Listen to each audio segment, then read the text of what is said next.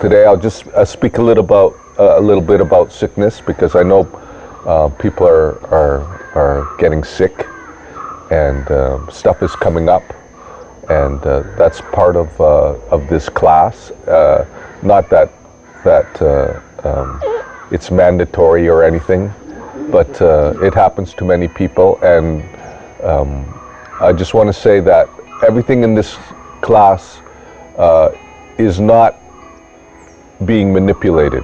That means, like, you can do many courses that have to do with self-development, and they ask you to put yourself in an emotional state, or to make something happen, like make yourself cry, or make yourself get angry, or whatever, to instigate some emotional response from yourself. This class, there's none of that going on here.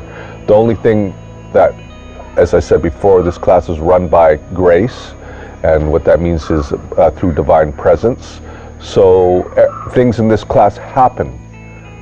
So nothing is orchestrated or manipulated to try to make something happen, but it arises naturally, and it arises naturally because your body is ready. Okay, so when your body's ready, it will do what it needs to do automatically. You don't need to force anything. You don't need to coax it, or you don't need to push it or entice it or anything. When you're ready, like the fruit, it just drops off the tree, you know. So it's not like we have to shake the tree and then get things to fall off the tree. No, it will come by itself. So this is, how do I say, has to do with grace. Grace is divine presence, and that's like helping us. That's the best maybe word I can give it. So it sort of supports us. It supports us, and even though I know for some people it seems like difficult to go through the pain, or to go through the memories, or the physicality of the resistance that is coming up inside of yourself, but that's the only way it can go out, of course. So the worst part of it is when we attach our mind to it, our mind stuff. When we attach our mind stuff to it, it starts to mutate it from its original source. The original source is free of mind. The problem is what happens then when we start to store it. We have a story, and the story goes along with the pain, the crystallization of the pain. Okay, it's like if you didn't have a story, you would just have the pain. But because you have a story, when the pain arises, then the story comes up, whatever it is. Maybe it's a breakup of your partner, or some type of traumatic event that happened to you, and that story is pasted on top of the pain. But in actual fact, it's just some pain or something without a story attached to it. So when it resurfaces again, that's part of what comes up. Comes up the pain, but also comes up the story. Okay, now, you know, when you engage in a conversation with somebody, and the person starts telling them your story, and then you come back and you start to talk to them, and you start relating to their story, and then you're both talking about a story together, and so you're both invested in the story. Okay, and because you're both invested into the story goes on. You know, the story goes on as long as you're both invested in the story. When one person stops investing in the story, slowly the story runs out of steam, and then it will stop. The conversation will stop. So you need two to engage in a story for it to keep motivating, to keep going. Okay? So this is the same with ourselves too, because there actually is nobody else but yourself. But, you know, we think there's somebody else besides ourselves. So we start to engage in that story. But the same thing is happening with ourselves. We engage in our own story.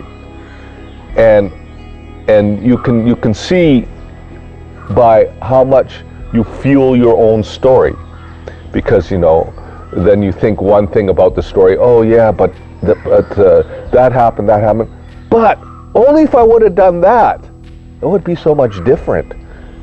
And then you keep adding different chapters to the story, and the story keeps evolving, of course, right? So the thing is, when you catch yourself to do that, just stop it. And then you'll see that the story will run out. Okay? So it's like a fire. If you want the fire to stop burning, don't put wood on it anymore. Just stop putting wood on it and it will go out slowly. Okay? It'll just burn itself out and it will go out. Okay, so a lot of pain we have, and it's not all the pain we have, because June said to me, I have this funny pain, and this pain is coming up. But the thing is, it keeps changing places, moving to other places, this pain. And I said to her, well, that's spiritual pain, but you're just not aware of it. And many people are not aware of spiritual pain. Spiritual pain is a pain that you have, and you're thinking, well, maybe this pain is coming from dislocation of my vertebrae or my spine, or maybe I'm on a sciatica nerve, or some physical thing that you think the pain is coming from. And then, okay, you go get worked on. You go to a chiropractor or you go to a physiotherapist, and then they fix you up, and then you find that, oh, the pain is gone, but now it's in my thigh or it's in my knee. It moves somewhere else. And this is a very elusive type of pain. And this pain I call spiritual pain. And I had it, that's why I know about it. And I could never get rid of it, because it kept, every time I thought, okay, well, it's this, then it would go somewhere else. It would keep moving all over. I could never really get it. And until I was able to release it. And what I was able to release was an old emotional pain. And that's what we store many times. Our pains are connected to emotions. Some emotional pattern or some trauma that we've had that we've been not able to clear.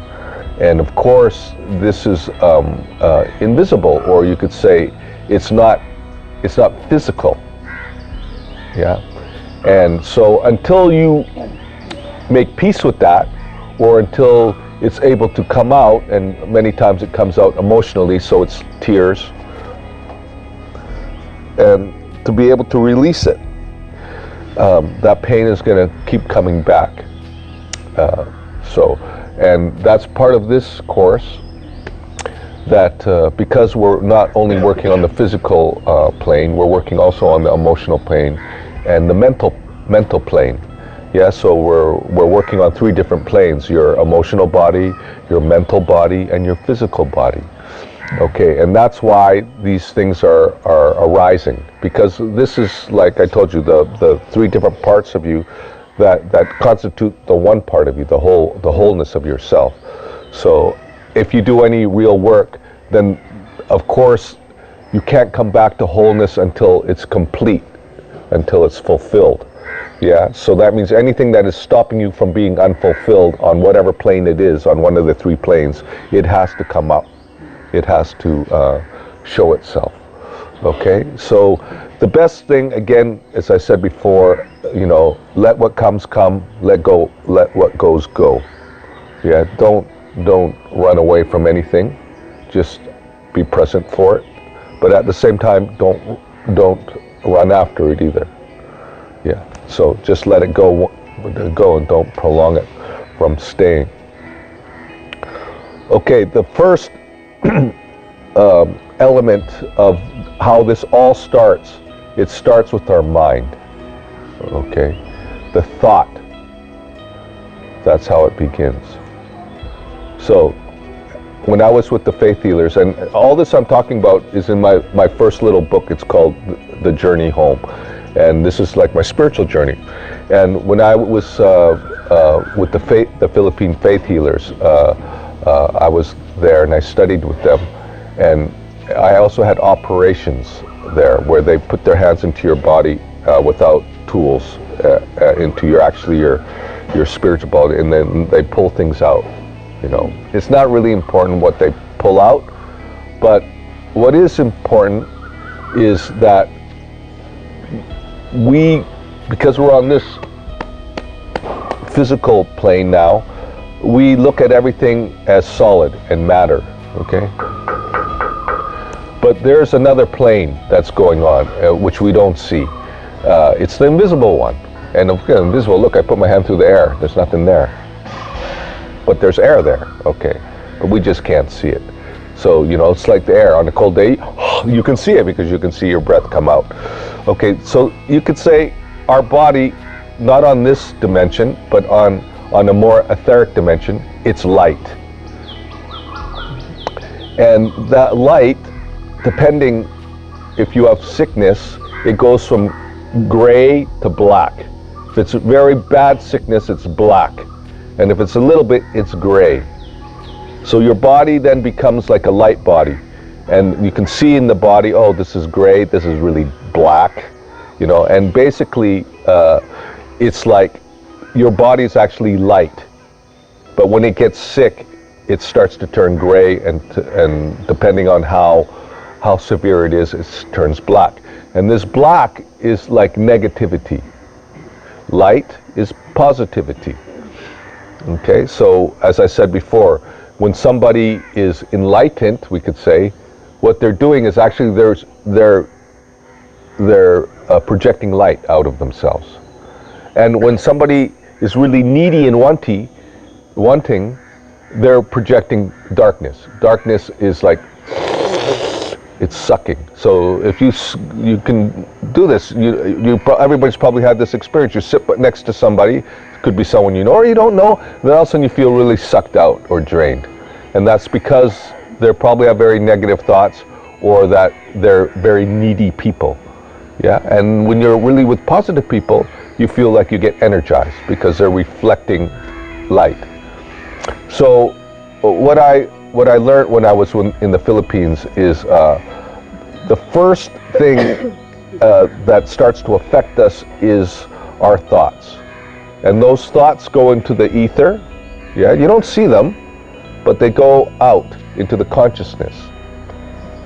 And if you keep having like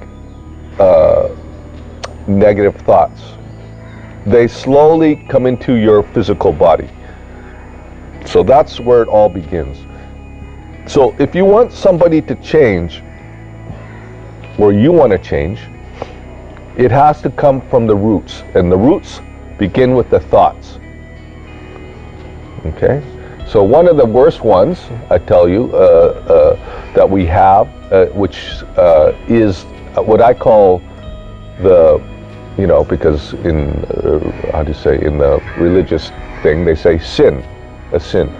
A sin is like when you go against the I don't know, what do you say, the alignment of God, okay?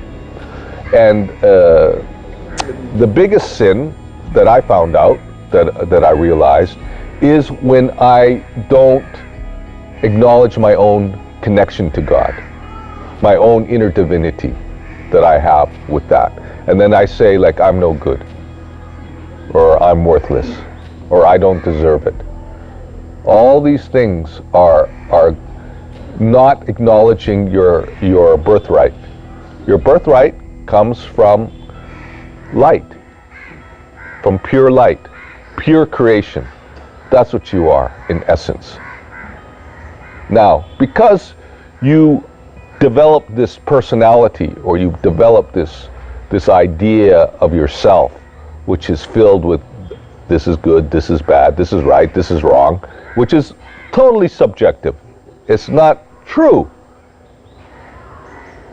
You start to reshape yourself from your original form into some strange idea of what people told you is right, what people told you is wrong, what you decided was right, what you decided was wrong. And it's totally not true. So this is our problem. This is our separation right there. The separation, one, that you don't acknowledge that you come from divinity. You come from pure light.